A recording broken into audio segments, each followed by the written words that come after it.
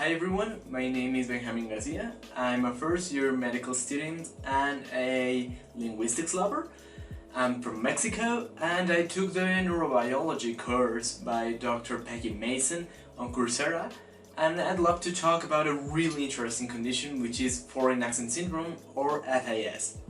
Think about your own voice, about how you talk, the rhythm and tone of your day-to-day speech.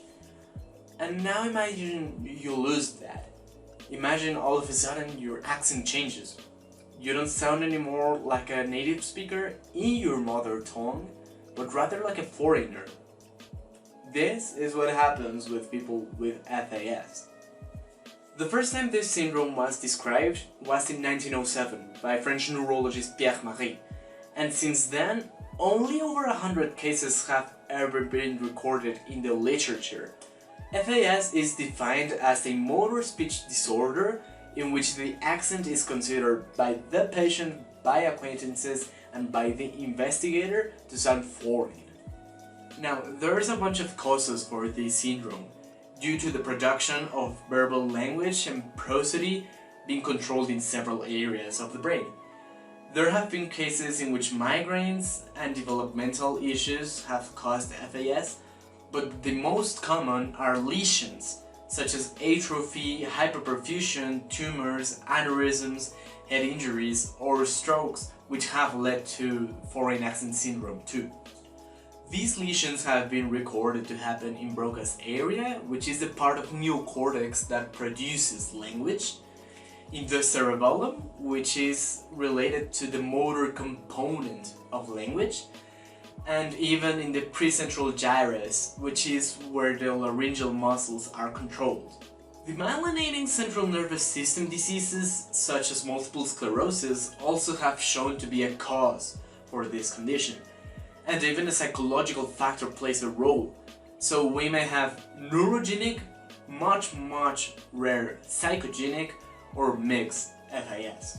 In most cases, this syndrome is treatable.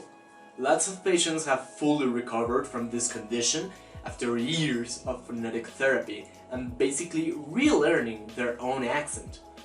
After all, your accent can change early in life as you're exposed to different accents and different speech patterns. But after your teenage years, your phonetic system stays mostly fixed. So changing that is no mean feat. Also, it's important to understand the severity of this condition.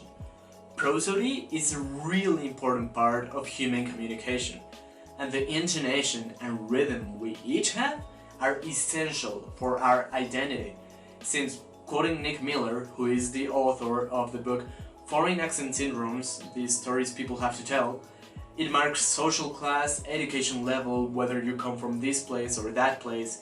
So, consciously or subconsciously, we use accent to portray who we are and how we are.